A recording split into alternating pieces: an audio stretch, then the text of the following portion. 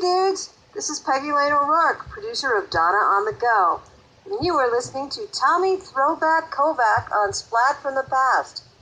Pervert, misogynist, movie nerd, take your pick. Tommy rocks them all. Hey dudes, welcome to Splat from the Past, the only 80s themed horror and sci-fi show where things can get totally radical. Now today, I will be welcoming back my good friend Peggy Lane O Rourke. She's coming back on the podcast today to catch up. We haven't talked in a while, and I want to see how she's doing. She's doing all this great stuff with Donna Russo, another guest of mine, for her web series Donna On the Go, and she's won several awards and stuff so far, and I want to talk to her about that and talk about this insane time that we're going through with the coronavirus. So, yeah, that's pretty much all there is to it, and it's going to be an interesting conversation because Peggy is really cool, a lot of fun. So, yeah, here is my new interview with Peggy Lane O Rourke. What's up, Peggy? Hello, how are you? Oh, this is a very interesting time we're in, aren't we? Absolutely bizarre. No one's ever seen anything like this, so... Good Lord. Yeah, I can't even begin to put into words what it is. It's just a clusterfuck is what it is. That's exactly what it is, yeah. Yeah, it's bizarre. I mean, God. And I thought 9/11 was pretty scary. And it was. I mean, it really was. But this makes that seem like, like a walk in the park or something. I know, it makes it seem like a reboot of Black Sunday. Mm-hmm. It's just... I mean, you consider, like, okay, all right, we shut everything down, and those of us that can afford to can stay in or whatever. Mm-hmm. But at the same time, how does the economy survive this? There's no way. I know. It's really strange. And I'm Las just... Vegas shut down. Yeah. Broadway, I mean, those are millions of jobs. How do restaurants stand this? How do movie theaters stand? I mean, whoever survives this is all going to look different. Yeah. That's just, I don't know what's going to happen, but I am optimistic that we are going to pull ourselves out of this. Yeah. You know? And I hope so. I mean, I'm doing this social distancing thing. We had a film festival for Donna to go, like, 2 weekends ago? A week ago was the last one, and you're really debating, like, God, I want to go, I'm so happy they accepted us, and yet, it was a small festival in Glendale, and she said it was a 58-seat theater, and at that point, I think we were looking at, like, the 200 limit, like, okay, all right, okay, we're like, I don't want to die for a film festival, so... Yeah. And we went, but that's it. That's been it. Yeah. Oh my God. In the last couple of weeks, we've lost a lot of people. Not necessarily talking about the people who died of corona, but just legends like Max von Sydow. Oh, right, of course. Yeah. Yeah. It was interesting to me that everything that led with it didn't lead with, every obit led with The Exorcist. Yeah. Not with the years of Ingmar Bergman films that he did or anything, The Exorcist, Yeah. It's strange. But just that movie is so popular, that's the one they're going to bring up. Right, yeah. But there's so many great other movies he did, like he played Ming the Merciless in Flash Gordon. Right. And also, we lost Stuart Whitman and Kenny Rogers and Lyle Waggoner, 3 cowboys in a row. Right, yeah, exactly. There's your 3. Yeah. And also, one of my favorite record producers, Keith Olsen, died. I reached out to him on a Friday, and he died on Monday. Oh, gosh. I was pretty devastated, yeah. I wish I hadn't waited. I waited way too long. That's the thing, is like you you never know, right? And Yeah. I mean, you can't really, beat yourself up. You just know to know these things, and Mm-hmm. I know, it's just sad because, God, that guy did so many great albums. Fleetwood Mac's breakthrough album with Stevie Nicks and Lindsey Buckingham. The first two Foreigner albums, Rick Springfield, Sammy Hagar, Pat Benatar albums. I mean, that guy just had a huge repertoire of stuff that he did. All classic rock, yeah. Yeah, White Snake's breakout album. I mean, so much. Oh, wow, I didn't know that. Yeah. Well, he was a replacement for Ron Nevison because Ron Nevison couldn't put up with David Coverdale for the first day of recording, so he quit. Jeez. Wow. I didn't know you were that much into music, too. Oh, yeah. I'm a big music guy. It's really hard for me, though, to get musicians on the show because they're extra protected by management. Yeah. Because they tour and they're around people more than the actors are, and it's a weird thing. I have had some musicians on the show, and there's a couple that I'm trying to get on who have the same management, and hopefully they can cooperate with me to get them on. Right. Some 80s musicians. Mm-hmm. Yeah, but I played for years in bands. All the time I was in Chicago when I moved out here. Mm-hmm. And I actually auditioned for a band. Oh, God, what were they called? Oh, I can't remember the name of it now.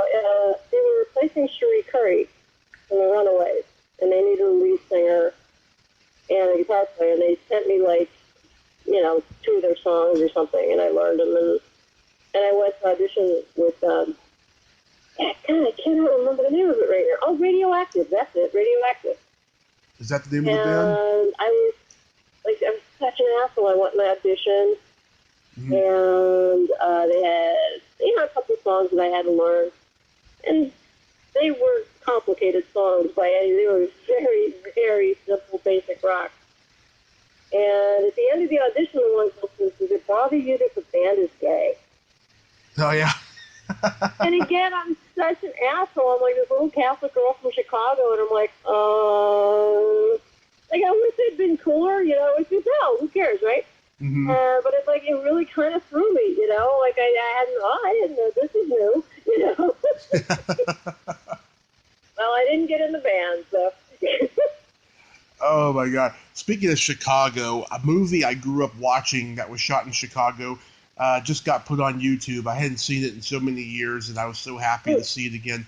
It was a movie Gary Coleman made called On the Right Track. Oh. It was 1981. He plays an orphan who lives in a train station locker, and he shines shoes, and he has a talent for picking racehorse winners. And he does not want to leave the train station because after his parents died, he tried to survive in the ghetto and couldn't do it. So he's afraid of the outside world. So he makes a deal with the city. Norman Fell plays the mayor, that he's going to he's going to pick winners so that the city will have money, and that's the deal. Yeah, it was shot in Chicago. Yeah, and it's a cute little cheesy movie. It's got Lisa Eilbacher and Michael Lembeck in it too. They play love interests, and yeah, it's a silly movie, but I love it. Yeah, comfort is exactly what everyone needs now, Mm-hmm. A lot of people are staying home. What are they watching? They're, Friends, marathons, or something. Anything that makes you feel a little safe. Mm-hmm. Yeah, I mean... So, I have so many friends and, family members that always think that, showbiz or whatever, and so it's not a real job, and what are you really doing, and what are you really contributing? Mm-hmm. And you think one of the things that people turn to in terrible times is art. Yeah. Or commerce or art, whatever you want to call it, but it's, if you think it's not important, you think it's not essential, but most people are saying, they're watching something, Yeah. So it does have merit, it does make a contribution. Yeah, I mean, my mom's watching a lot of her daytime soap operas, and she's watching wrestling. She's a big wrestling fanatic now. Oh, wow. When I was growing up, she wasn't so much, but like when we go to a Comic Con and there's some wrestlers there, oh, she's a happy girl. Aw. Yeah. That's cool. Yeah. Yeah. It's good to have stuff that, you're interested in and take your mind off of things. Yeah. Did you see that that Corey Feldman documentary? No, I haven't. I've heard about it. I saw it. It was someone pirated it on YouTube because I had tried to watch it online, but someone hacked into it to stop it from happening. Oh, wow. Yeah, it was a big controversy that night, and so I watched it pirated the next day on YouTube. And it was kind of a rehash of stuff I had already heard and stuff that he had said on talk shows. And, he'd said that Charlie Sheen, raped Corey Haim and stuff like that. And just, it was stuff I had already heard and stuff. But I was glad that certain people I love were not outed, so.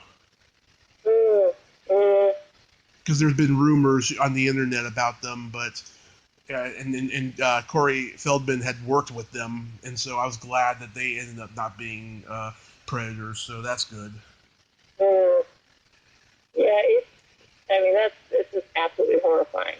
It is. It is. It's not an unusual story either with actors, which is just the sickest thing ever. It is the sickest thing ever. Yes, and. I have so many friends and family members who are worried about me wanting to be in show business and stuff, and I always tell them this: I'll do anything to get into show business, just as long as it doesn't involve drugs, alcohol, and pedophilia.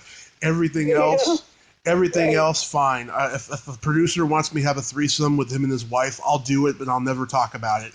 You gotta draw the line somewhere, yeah. Yeah. I'm not taking a knee, though, because I have 2 bad knees. But that's exactly where the line is, and that line is consent, know? Yeah. So, whatever people choose to do, that's far different than, being forced or something. This whole, the whole Harvey Weinstein thing is just, because it almost blurs the line. It really went to that really hard to define gray area. Right. Where it's trading sex for a favor, which is wrong. Right. Absolutely wrong. And some women went along with it or played along with it. Mm-hmm. Because they didn't know what else to do. It's not just that I won't get this job. This guy will call everybody else in town and I'll never work again. And I'm trained to be an actor. What am I going to do? Right. So it gets to that really, really ugly. Well, it is hard to understand. I had an incident that happened to me when I was 12, and I can't imagine ever hanging around this guy again. No? Yeah. So it's hard even for women. Even some of the women that I've talked to that have had incidents of their own, and it's just hard to understand. So you hung out with this guy for 2 or 3 years? It's just... Yeah. Thank God they found him guilty. Yeah, when... It's wrong. It's absolutely wrong, and you're threatening people. Yeah, they felt threatened. It wasn't like they were just, playing along, oh, I'll get a job this way. No. Yeah. It's far more serious than that. Yeah, when Annabella Sciorra came forward, I always loved her back in the early '90s. I thought she was going to be. Oh God, yeah. I thought she was going to be, an equal contemporary to Marissa Tomei. I thought she was so brilliant. When she came forward, and then she told her story, and then she said that she got raped and then went back to the party. That just killed her credibility, I think. I know. It's really hard. It's hard for women to understand. Yeah. It really is. And maybe you don't know what to do. You're trying to feel normal. Did that just happen? You're trying to process. There was a woman that kept on seeing him for years, and that's really hard to understand. It doesn't make it right. does not in any way make what he did right. No. But at the same time, there's a friend of mine that's an actress who has a disability. Mm-hmm. And she's beautiful. She's a beautiful blonde woman, and she's had a lot of incidents, and you walk away. That's it, and I don't care about this job, Mm-hmm. And I mean, that's understandable too, I mean, you've got very famous women. Yeah. Very, very famous women who would not have worked. They would not have been allowed to work had they not gone along with this. Yeah. It's really... Thank God they found him guilty. I hope it sets a decent precedent in terms of wake up for a lot of people. Well, they said he got tested positive for the corona, so... I saw that today, and there's not a lot of good you can find in this thing right now. However, I don't think anybody feels bad about that. Yeah. There's a stand-up comedian I'm friends with. She did this show years ago, and the comedian that she was opening for, he was doing charity work for girls with mental retardation. Oh, wow. And they were just, oh my God, the girls and their parents, they were just in awe of him, right? And he told her backstage that the reason he was doing this charity was so he could have sex with them. And she said to him, but you're married and you have kids. Why are you doing this? And he says, one, I'm in a sexless and a loveless marriage, and two, who would believe them? Isn't that disgusting? It's absolutely sickening, and a lot of times you wonder, when you see people doing all the quote-unquote charitable work, or, starting from something that benefits children, you just hope to God that it's not that, Yeah. When Jerry Lewis died a couple of years ago, I thought someone was going to come forward and say why he did the telethon, right? I didn't think anything about that, right? But I'm surprised that nothing like that came forward, or just a reason in general, like maybe he had a family member who had it, because he never wanted to talk about it in interviews, Right, But, yeah, it's true. Like, usually it's my mother had Alzheimer's, so I'm partial to that. I understand that, Mm-hmm. So, yeah, I never even thought about that until you just mentioned it. Jesus. Yeah. I mean, the guy was my hero. I watched every telethon from the time I was born. I've seen every movie he ever did. And, I noticed, too, I know that he had a very bad relationship with his sons. And I'm surprised that none of them has, written a Daddy Dearest type of book about him. Yeah, right, exactly. Yeah. Maybe that was a clause in the will. A clause in the will. You never know. You write the book, you're out of the will, Maybe. Yeah, I mean, there's a couple actors that I've heard say in interviews that he used to bring his family to the Beverly Hills Country Club, and he was always screaming at them and just being completely mean and negative and stuff. Oh, wow. Yeah. Wow. I had friends who worked on the telethon for years, and they always spoke highly of him, but that's the telethon, and, yeah. He's on for most of that, so. I think he was bipolar or something. Yeah. I could see that. I could see that, actually. Yeah, that's my theory. Even watching the telethon, it was like a manic amount of energy, Mm-hmm. Yeah. I mean, really. You're like, geez, that's 24 hours. No more than that. That's a long time. Yeah, a long time. He started doing it in 1966, and then he ended it in 2010. Jeez. Wow. Yep.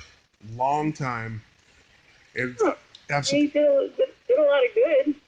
It did a lot of good. I don't know if they progressed at all. You know, they didn't find a cure, but Right. I wonder if they progressed, because he raised over close to $1 billion or something. And then you always wonder where the money goes. You know, I mean, like, we vote on all these initiatives all the time. And in California, we're always voting for, the lottery for schools. That sounds great. Who doesn't like that?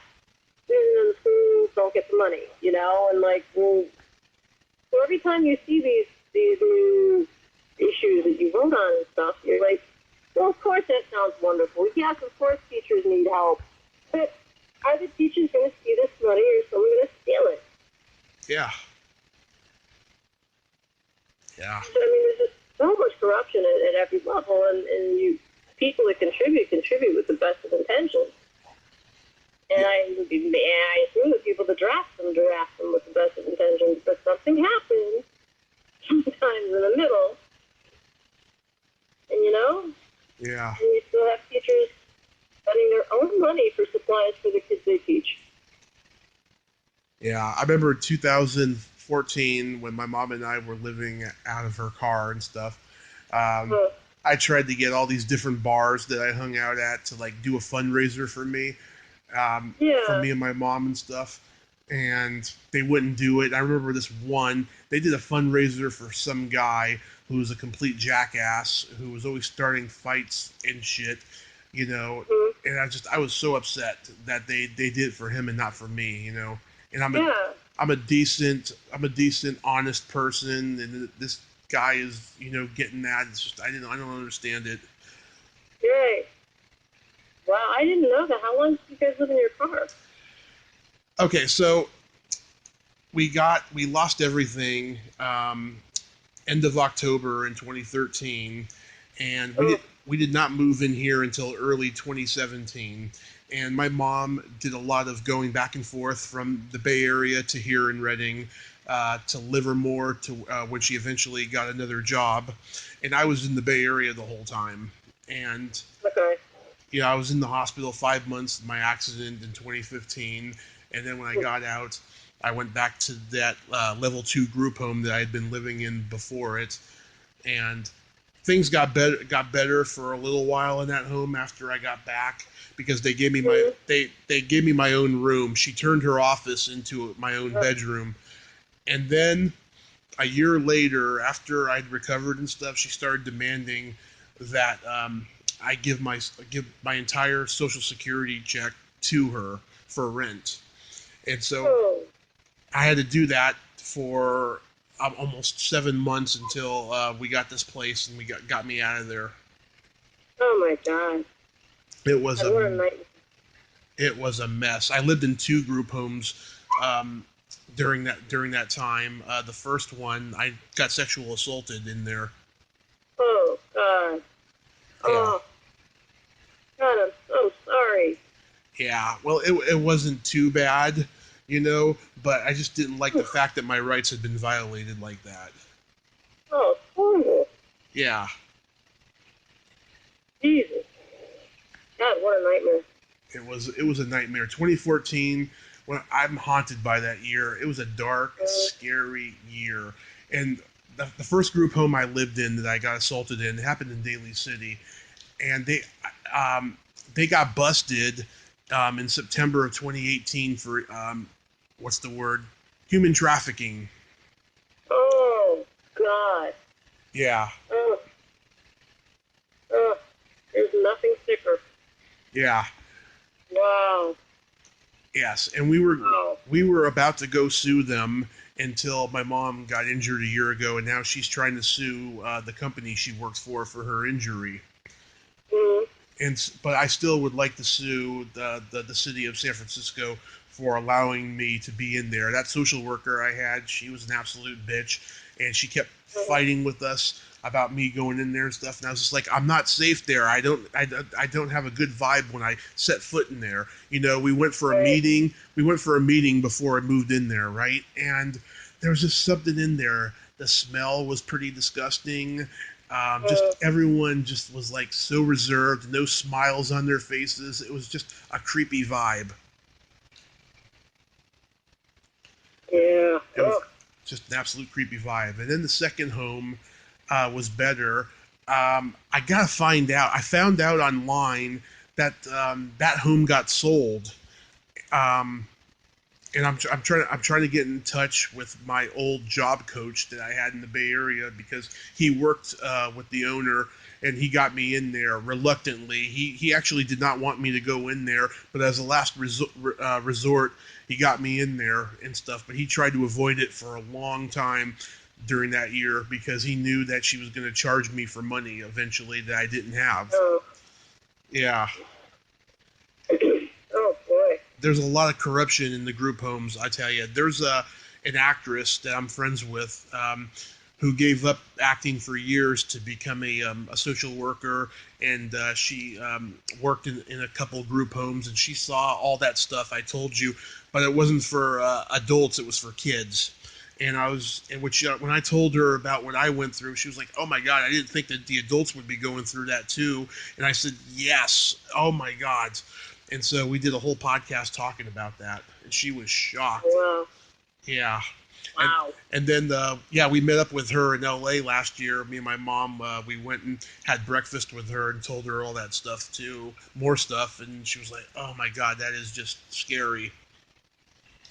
And the irony of irony, she had to quit the job eventually. I mean, she was going to do it anyways because of all the stuff she saw, but she had to do it because her blood pressure was high, and so she went back to acting. And I was like, wait a second, you went back to acting after finding out your blood pressure is going to be high? Right. Yeah. Yeah. She just made her own film though. Yeah. She just made her own film though, and it was on the circuit until the coronavirus, but Oh my gosh, that's great. at least she made it. Yeah, and now she's in the middle of reading my script because there's nothing for her to do now, during this whole thing. So she's reading my script now, and Oh, good. we'll see what happens there. Yeah, but yeah, there's a lot of corruption going on in those disability homes. Have you met too many people who have been in them? No, I haven't. No. Yeah. I used to when I was a kid. My mom took me around to like nursing homes. We put on like entertainment shows through the Red Cross for them, and I was only just a kid, Mm-hmm. like 10, 11, 12 or whatever, and those homes were just deplorable. I grew up in Chicago, and these were the state-run homes, and it was so sad. And at that time, Chicago had four newspapers. I believe they only have two now. But my mom had called a reporter, and about a year later, a big expose came out, and a lot of them were closed and cleaned up or something. But these weren't like Catholic homes or something. These were the state-run, and they were just horrifying. And I had vowed, like, I'm never going to do that to myself. And I didn't. But my folks were here at home, and I was able to care for them. Mm-hmm. Yeah, when I was in special ed in school, in high school, there was, my junior year, there was this guy, he had to have been in his mid-40s, who could not talk. And they were doing some kind of experiment with like a special day program there for adults who had disabilities, and he was the only one that they had during that year. I didn't see him again after that year. I guess the program didn't go well. So he was there, and he had this woman that was assisting him. That she was helping out with one of the other special ed teachers. I remember her name. Her name was Bridget, but I don't remember the guy's name.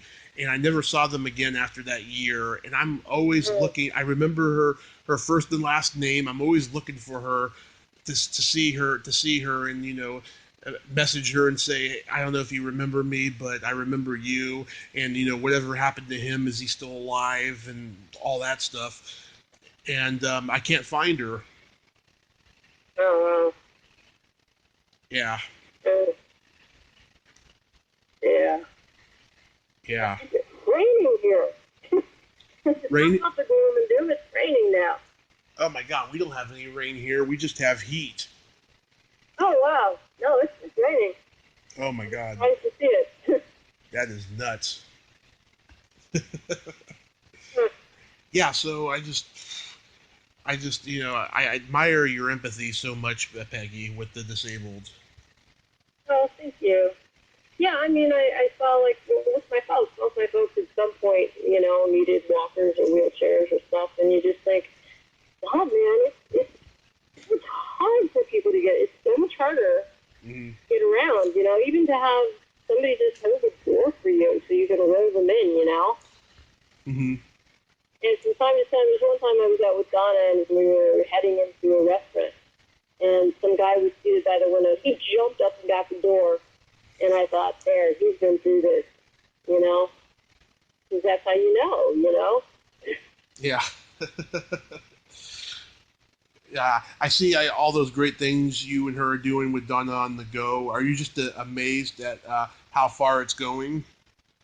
Yes, I really am. And thanks so much for saying that. Yeah, Yeah. like this one particular episode, a friend of mine that I work with on a show is a stunt coordinator, and he's amazing. He doubled Michael Douglas and Jeff Bridges, and he's incredible. He came up with this runaway wheelchair thing. Mm-hmm. And we literally filmed it outside my apartment building. Mm-hmm. It was in the lobby and the handicap ramp outside. And that's the thing that got accepted into a disability festival in Cannes, which may not happen now. We got in, and we got this, there's something called the Indie Series Awards, which is for digital daytime dramas. It's like what the Golden Globes is to the Oscars. Right. It's the Golden Globes to the daytime Emmy, Yeah. And we got in this because Kate Linder, and everyone knows Kate and loves Kate, so she got a nomination for the show, and I was like, oh my God, I can't believe this, Yeah. And now everybody's shut down, and, you don't want to be superficial about it, but this has been 4 years and counting with no money, everybody volunteers their time, and I work on this thing every single day in some way or another, and it's kind of crushing, Mm-hmm. Yeah. And then you look around and you think, I know it seems like nothing compared to what's going on in the world, but it is kind of your world, and Yeah. it's so disappointing. Yeah. These disability programs, they need to be monitored more carefully because of the stuff that happens. It's funny. We have this Jewish center around the block from where we live, and they have it's like a gift shop / little kind of activity center for people to go. They cater to the elderly and the handicapped, Mm-hmm.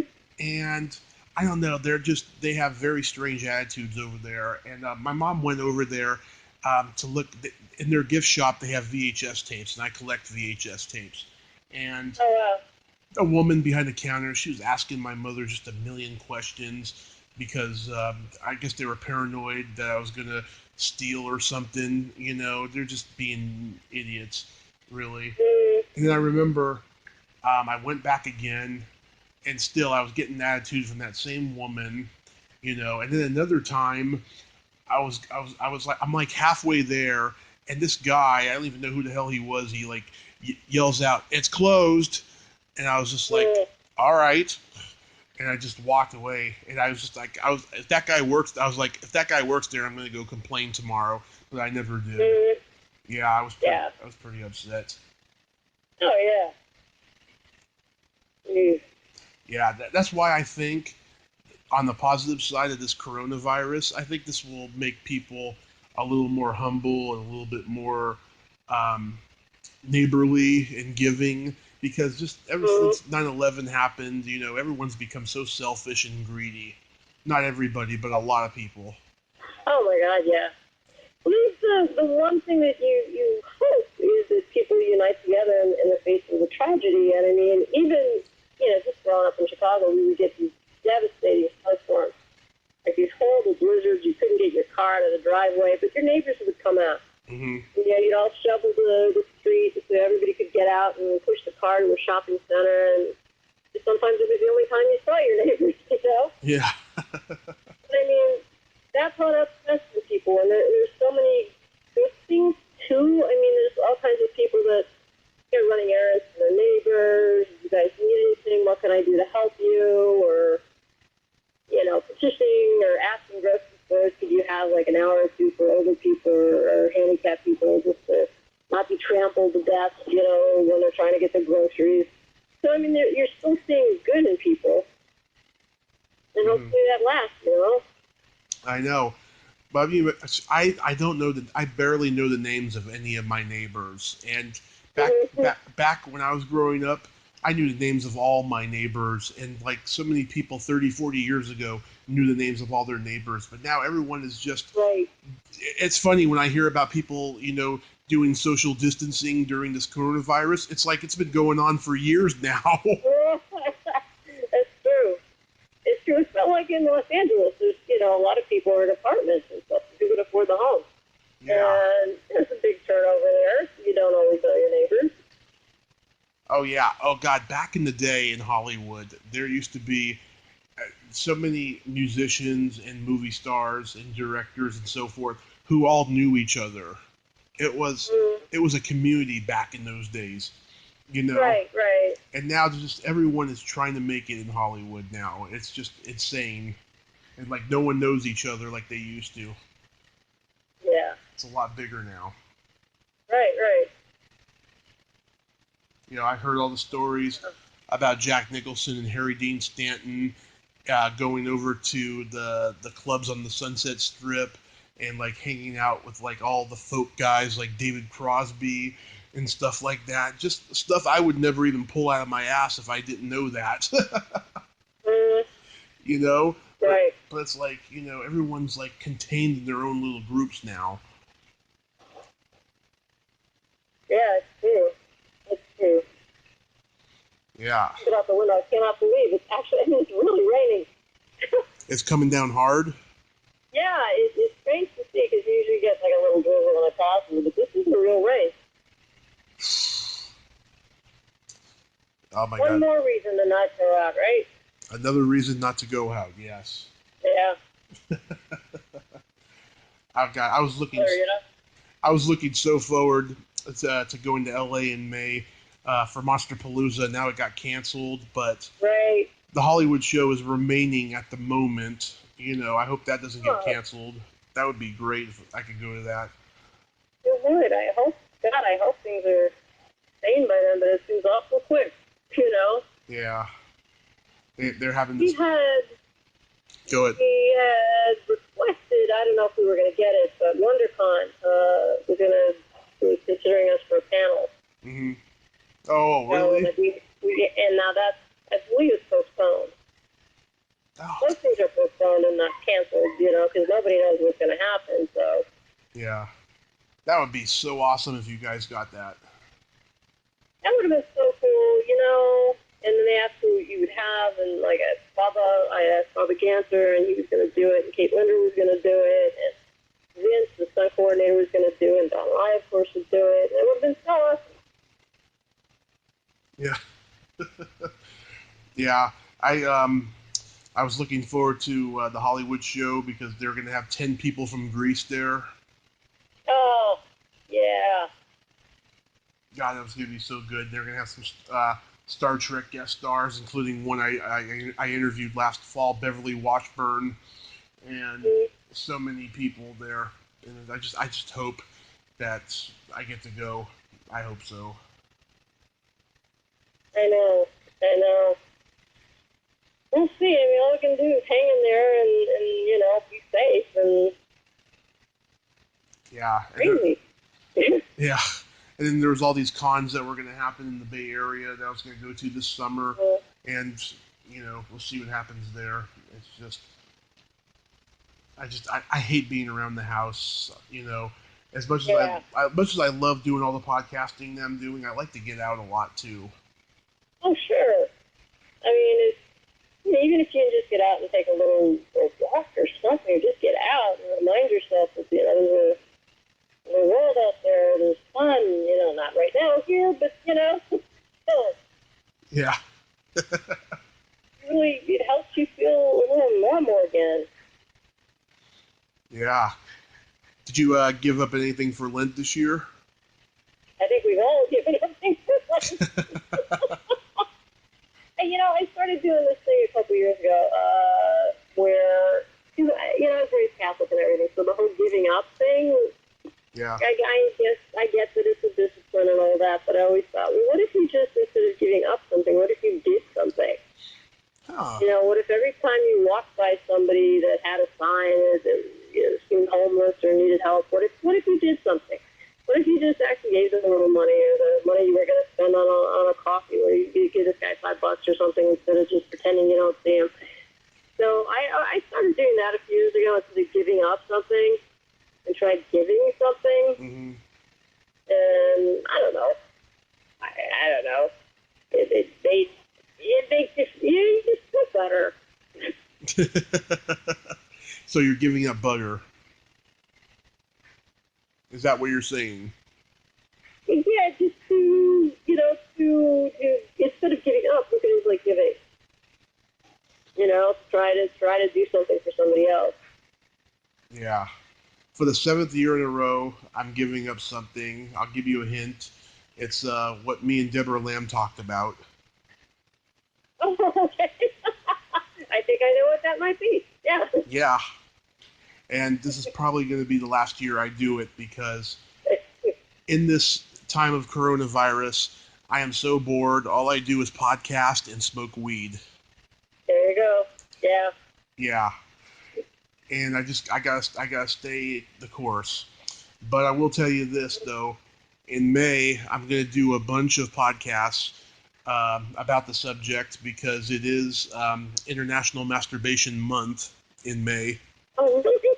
I never knew that. Yeah. Wow. And about 2 years ago, I had my very first sex expert on the podcast. Her name is Amber Leitz. She's got a YouTube channel, and she's building up a following with it and stuff. That was the first time I did it, and I didn't have many resources at that time, but now I have a lot more. I'm going to I've been listening to this podcast called The Rialto Report, where they interview old porn stars from like the 60s, 70s, and 80s, Oh, wow. I'm gonna reach out to a lot of them, porn actors from that time, and have them come on the podcast for the month of May. Oh. Yeah, and I'll tell you, these interviews they do, they're 90 minutes long. They got sad but very inspiring stories. I mean, they saw a lot of shit when they were in the porn business. Oh, I bet. Yeah. Yeah, I bet. It was just like a regular Hollywood story. I mean, there's a lot of cocaine, a lot of backstabbing, a lot of bad stuff happening. Yeah. There was a great article years ago. I think it might have been the Los Angeles Times, so I could be wrong, but it was about the porn industry. Mm-hmm. And it started out by drawing an analogy between a set, like a regular movie set that has cockroaches on it. Mm-hmm. That there was a representative from PETA, and they had to make sure that the cockroaches were being treated well. Mm-hmm. And yet nearby on a set in the valley, this is going on, unprotected, no one cares. Yeah. I'm like, yeah, you're treating insects better than you treat people. What? Well, last year I interviewed the 80s porn star Christy Canyon, and she was nuts, I'll tell you. And she was a real challenge to talk to for the first few minutes. And then once I started getting sarcastic and started telling her dirty jokes, then she loved me. Aww. But before that, she was a real challenge.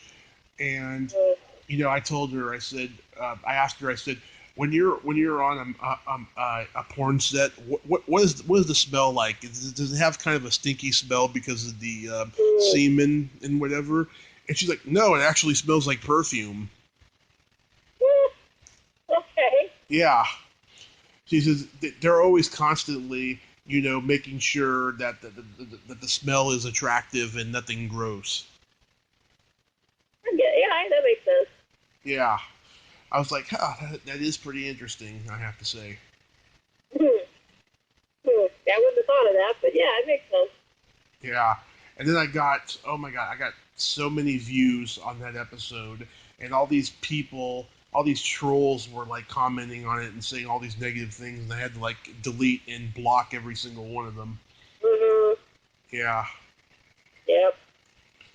Oh, I've had my share of trolls, I'll tell you. Back in 2018, there were these guys. They were like friending me on Facebook and saying that they were podcasters too, and they were like asking me for the numbers of certain guests of mine, and I'm like, dude, fucking, that's unprofessional. You don't do that, you know. And I'm not going to give you their numbers. It was pretty bad. Yeah. Yeah, that's not okay. No, it was pretty creepy. But then they stopped. I haven't really had any since. But every once in a while now, I just get a guy who has some kind of autism or something, like wanting to be on my show or something, or something like that. And you know, I feel bad for the guys and stuff, you know, but they're just coming off as too needy. Oh yeah. About it. Yeah. You know? Yeah, that's not cool. Yeah. Otherwise, I would, but they're just coming on way too strong. You know, and I'm not a mean person, and I tell them honestly, you know, what they need to do. They need to take a few steps back and think about what they're saying and all that stuff. Like this one guy, he has like an IMDb, and there's like stuff on there I'm not even familiar with, and he like wanted to talk to me and stuff, and I was just like, I don't think you know we're from the same ilk, the same demographic, and all that stuff, you know. Right. Yeah, and then I found out that he tried to talk to another podcaster I know about it too, and he got really too strong with him too. Yeah. Right. Yeah, the internet, oh my God, has had so many. The internet has sent such a bad message to people with disabilities who don't know any better, I think. Yeah. You know? Sorry. It's okay. Sorry, my dog is barking. Oh. Oh, is it afraid of the rain? Yeah. Oh. Yeah, we have a cat now. I put them outside, you know, so they wouldn't bark while I was on the phone with you, and then it started to rain, so they've been hanging out under the little patio, but they're upset with me. Oh. Yeah, we have a cat now since October. Her name is Cinnamon, and she has grown fast. She's gotten fat, I'll tell you. She was a little teeny tiny thing when we got her, and she's a cat with personality, I tell you, and she's strong. She can open my door, literally. Wow. Yeah. That's strong. It feels like she's my grandmother reincarnated. It could be. Yeah. You know? It could very well be. Yeah. And she's always laying on her back, and my mom calls her a hoe bag. Yeah, she lays on her back, and she's got this smile on her face. And it's so cute. And like every time we let her go outside, the moment she's outside, she just falls, and she falls on her back, and she's in ecstasy, you know. It's so cute.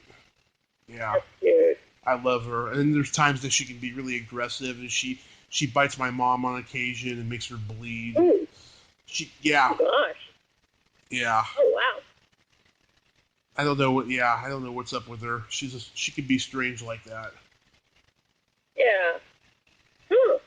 She's bitten me a couple times, but not seriously making me bleed. Jeez, good. Yeah, that's so scary. Yeah. I don't know. She's like a cat that doesn't know how to control her anger, I think. Yeah, and you never know their history or their story, you know. Mm-hmm. She was maybe six weeks old when we got her. Okay. No, okay, that's different. Yeah. Yeah. I mean, she couldn't have been abused that quick. Maybe she was. Who knows? But she's an adorable little thing. Yeah, my little hoe bag. Yeah, I think Cinnamon's better, but yeah. Well, her given name that we got when she was given to us by my mom's friend, her name was Laverne, and my mom does not like that name, and so she started calling her Cinnamon. Yeah. Here's a question I've never asked anyone before. Have you ever lived next door to anyone famous? Let's see. I did for a brief while live in the Hollywood Hills. Mm-hmm. And, that wasn't Jeff Daniels.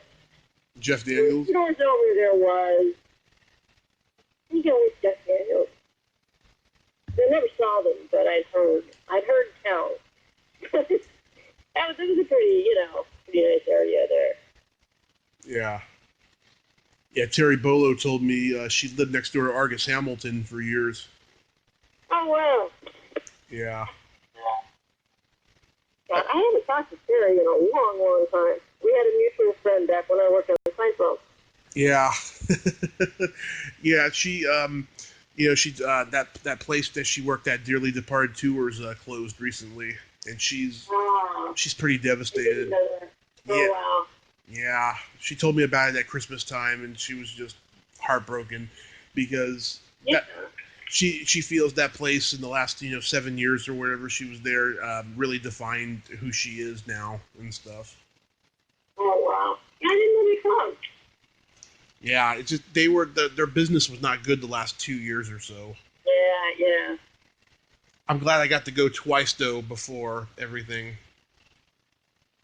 Well, that's cool. Yeah. It's hard to keep the business going. I mean, I don't know what's going to happen now, but fire as it is, Yeah. Yeah, it's just I mean, I went there, and the first time I went there, I saw Jane Mansfield's car all wrecked. I got a little bit of post-traumatic stress disorder from my accident when I saw that car destroyed. And then the second time, it wasn't so bad. Yeah. Yeah, that's a hard thing to see. Yeah. Yeah. Wow. I don't think I can handle that. Yeah. It was a nice little shop, though. Mm-hmm. Nice little shop. So do you have anything else coming up? Well, I don't know now. I mean, there's a bunch of festivals coming up that we got into, and Don't know if it's going to happen. I know, so far everything's postponed because nobody knows what's going on.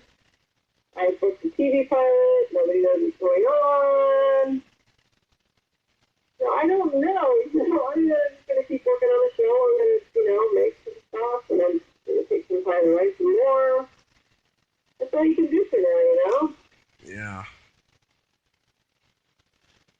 Well, as long as you keep creating content, online, everything should be good. They'll keep your sanity at least. Yeah, you got to do something. I mean, you got this time, so you might as well do something positive with it while you can. Mm-hmm. I mean, what else can you do? It's like you keep doing the podcast. You keep doing what you do, Mm-hmm. Absolutely. I'm going to keep doing these, and you and a couple other people have just, been constantly rescheduling, people that I've had on before and stuff. And, I'm being patient because I love and care about you guys. And so, I'm just very grateful. But I'm getting so many first-time people coming on that I'm just excited about. Yeah, I apologize all the reschedule. My whole week, well, everybody's week was just so, Yeah. It was just crazy. I do work as a caregiver also, and that kept changing day to day, like hour to hour. I'm on my way to one place, and they cancel, or maybe to another place. Come on, Yeah. My stepmom was a caregiver almost 30 years, and then when my dad had to move to Washington to take care of my grandmother before she died, my stepmom she went out there a little bit later, and then she hasn't been able to get a job in Washington since, and they've just been struggling like crazy the last few years. My dad's been like bringing home the money, and he's never been the one who did that solely, And he's so depressed. He's 63 years old, and his body is just getting older, and just he hates doing it. Yeah, it's hard. It's really hard on people, Mm-hmm. My and my stepmom, she used to bring home like all these different, senile old ladies and stuff that she was taking care Oh, of, and oh it God. used to drive my dad crazy. Oh my gosh. Wow. Yeah, I'm not that nice. I'll tell you that. It's that nice. Yeah, well, she's Polynesian, and Wow. she still hasn't adapted to America very well, Mm, and she's been here since yeah. 1983. Oh my gosh. That's a long time. She's been there as long as I've been born. Yeah, yeah. That's a long time, you know? Yeah, Oh. Huh. yeah, it's nuts. Hmm. So I've got Wow. some jokes for you. Okay. Everybody knows the old nursery rhyme. There was an old woman who lived in a shoe. She had so many kids she didn't know what to do. What did her right leg say to her left leg? I don't know. Nothing. They've never met. Well, that's cute. Yeah, I love that. Did Donna tell you the joke I told her? Instant message. Oh You know the difference between a golf ball and a G spot? no. Oh, there's something about finding something, but no. What? A man will take 20 minutes to find the golf ball. There we go. That's it. Yeah. And that's true. Yeah, it's very true. But I'm a rare exception. Oh, I had a reputation when I was in high school. Oh my God, there's so many girls that I was friends with that I hung out with. They they like send me messages on Facebook, saying next time you're in town, let's get together, to relive old times. And I'm like, no, I don't do that no more. At least not with someone who's in a relationship. I just don't want to. Yeah, that's never cool. I don't want to get involved in the drama. Yeah. Oh God, no. But I'm always happy to show them my skills. Mm. uh, well, Peggy, thank you so much for coming back on. We always have a good time. Oh yeah, thank you for having me. I appreciate it. Thank you for keeping up with my ever-changing schedule. Oh yes, we all have that. Yeah. But yeah, just keep your head up, continue making the content, and Donna on the Go will continue, and you guys will continue to be awesome and thrive. Oh, thank you. That's the goal, and I wish the same to you. Thank you so much. And we'll talk soon. We'll talk soon. Okay. Okay. Bye. Bye-bye. Well, there you have it. Peggy Lane O Rourke. Ain't she a sweetheart? Oh, I love my Peggy. She is just the sweetest, most awesome, generous lady there is. She is nice. If you like this video, everyone, please subscribe to my YouTube channel. Add me as a friend on Facebook.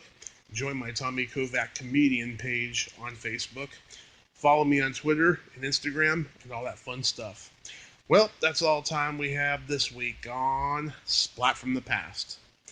Until next time, this is Tommy Throwback Kovac saying there's no shame in living in the past. Because guess what? The present sucks. Later, dudes.